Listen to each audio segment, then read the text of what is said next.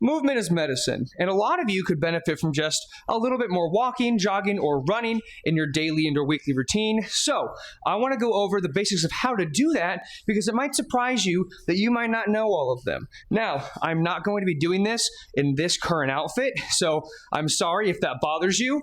You weren't deserving of this information to begin with.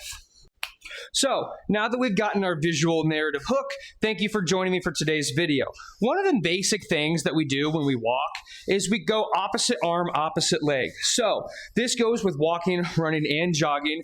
When my right leg goes up, my left arm should follow. Now, you want to over-exaggerate this when you're jogging and or running to where, imagine you're putting your earring, if you have one, or something that's behind your ear, into your pocket. So it's over exaggerated like this, but doing these motions helps your body get into a system and a routine. If you are just walking, that's totally fine. However, you'll notice that I'm lifting my knees quite a bit when I'm walking. I, as much as the next person, am terrible about lifting my knees up when I'm walking, running, jogging. You shouldn't be sliding your feet when you're doing these things, which shoes and just poor habits have led so many of us into non-ideal habits when we are doing these things. Now, like I've said before, they're difficult to do. It is really hard to deconstruct what you have just naturally done your entire life and change it. So, be kind to yourself. Just try to remember every now and then, when you're walking, pick up your feet a little bit. You get a bit of a hamstring activation because when you bend your knee like that, that is what activates your hamstring. And you can get your foot in a much better landing position. Also, your shoes may restrict this, but spreading your toes out to kind of grip the ground, give yourself a wider base and center of balance is very helpful with all these exercises. Now, when you move on to jogging and running, it is hard to remember those things when you are breathing super heavy. So be so kind to yourself. This is one of those things and one of those videos that a lot of people are going to be like, is that completely necessary? No, but it's helpful to know and helpful to do for various reasons.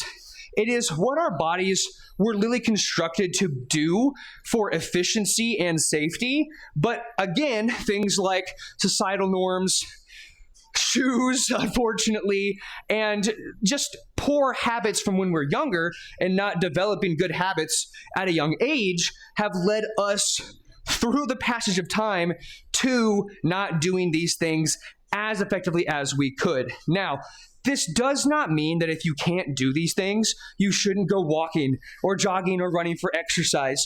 Go do your best and just understand what is going to be more effective and efficient, work on it a little bit, and help yourself help yourself. That travel does not go fast enough for me to do jogging or running, so I'm going to jog or run in place to help demonstrate for you guys what the idealistic good form is going to look like. First of all, I'm going to make sure I'm squeezing my abdominal muscles, keeping everything in my torso nice and tight, and while I'm doing that, breathing effectively. Find a routine that works for you. I would recommend deep in, deep out as you're jogging or breathing.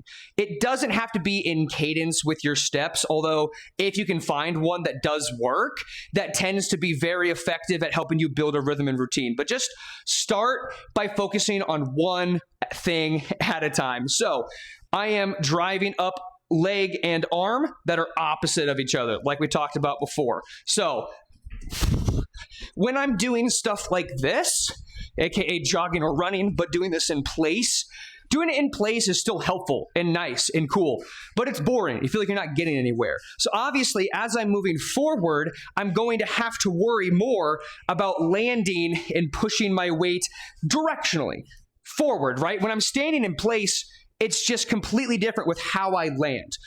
But all I do to compensate for that might be a slight forward lean to make sure that I'm directionally moving forward.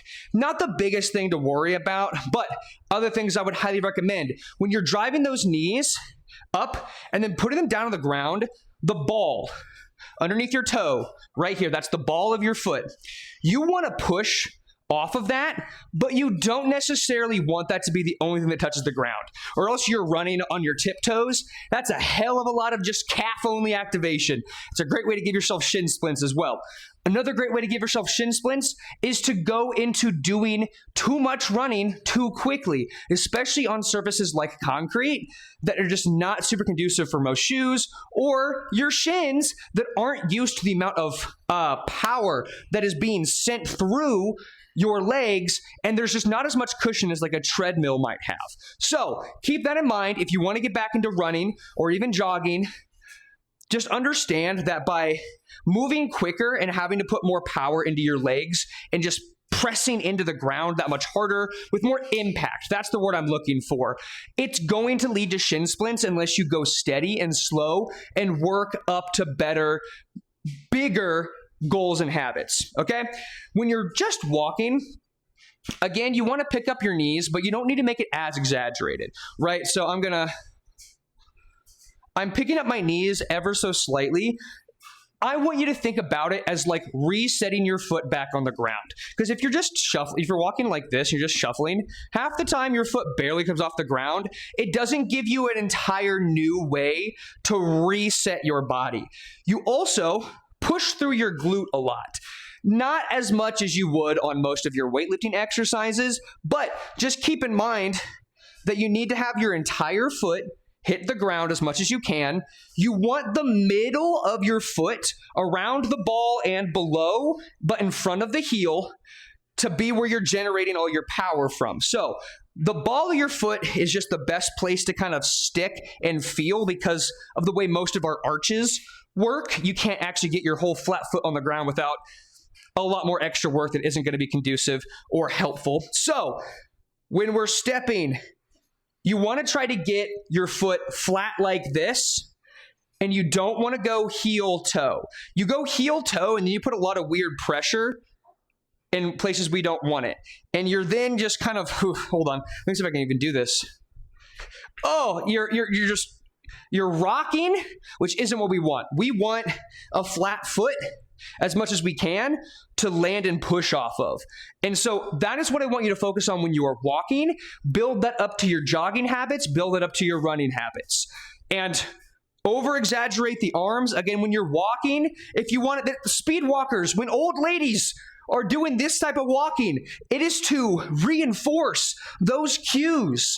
Those exact cues, bringing your knees up and driving your arms that are opposite of those legs to help reinforce our natural body habits.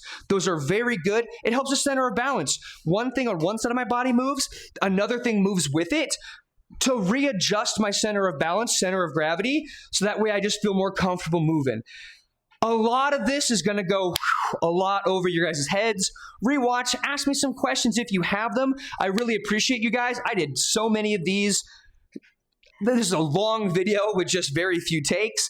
I'm sticking with this. Those of you who are runners, who might have better advice than me as someone who just runs for hobby and hasn't run for like sport, please give me some helpful advice as well. If I've missed something, if I completely misspoke, I'm never going to claim to know everything about everything, and I'm always looking to broaden my horizons into my own knowledge. However, I do want to share what I do know with you guys, and even if I'm wrong, we can have the discussion in the discourse, and I can learn something new with you guys, right? So that is my goal with so much of this, is to start these conversations, have healthy habits, build a helpful, healthy community where we can all help keep each other accountable for getting an hour of movement per day, as well as just helping each other out, being kind, being courteous.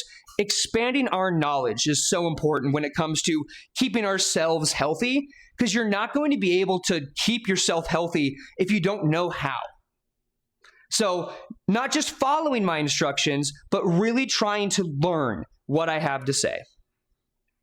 Thank you guys so much for watching. I've loved making this series, and I'm not going to be able to do a movement video every day like I have been for the month of May, nor am I going to be streaming every day for at least an hour like I have been during the month of May. But May's not over, and we can still enjoy those days when we can, and I will be making more content like this, probably on just a weekly, maybe 2 videos a week, potentially, trying to do helpful fitness and movement content for you guys, because movement truly is medicine. So I love you guys. Thank you for all the love and support on this video. And please don't forget,